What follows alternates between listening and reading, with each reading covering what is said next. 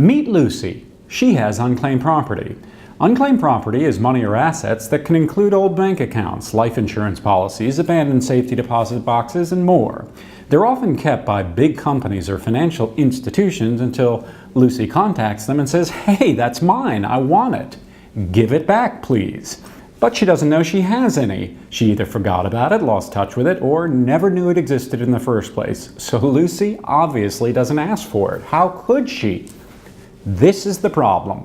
The money belongs to Lucy, but because she's not claiming it, companies sometimes act like the money belongs to them, collecting interest off it for decades or even emptying accounts until there's little left. In fact, 60 Minutes led their broadcast with an investigation into shady practices by some insurance companies trying to hold on to it.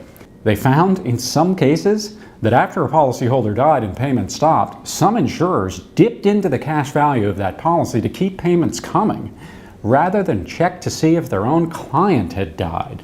Payments kept going and going and going to insurers instead of to those it legally belongs to. Now some good news.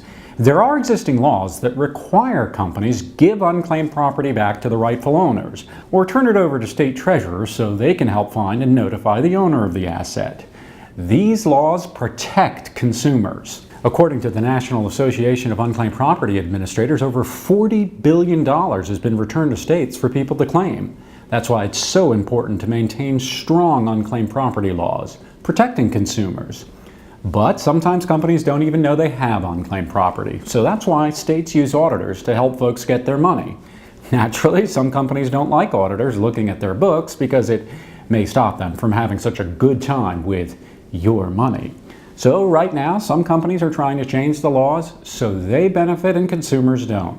It could mean little or nothing for Lucy and more for them. Listen to real people just like you who all claim money after state-initiated audits of major life insurance companies. It did change my life and basically helped me become debt-free. So yeah, it changed my life a lot.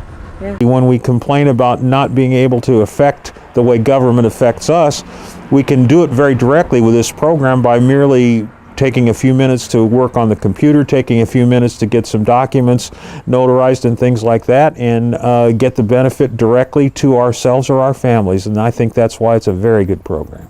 I think it's great. I think it's great because there are a lot of people who are in desperate need of this money. It could make the difference between a mortgage payment or a meal or a prescription. It's heartbreaking to think that someone who worked so hard for so little money and yet still set money aside for their children to ease their lives wouldn't actually get transferred to them. Get involved to make sure laws are not rewritten to let corporate giants keep what's yours. Here's how to take action. Talk with friends and use social media to spread the word about unclaimed property. Urge your state legislators to support pro-consumer unclaimed property laws. Visit missingmoney.com or your state's unclaimed property website and search for your name and the names of loved ones. Then spread the word so they can claim their cash.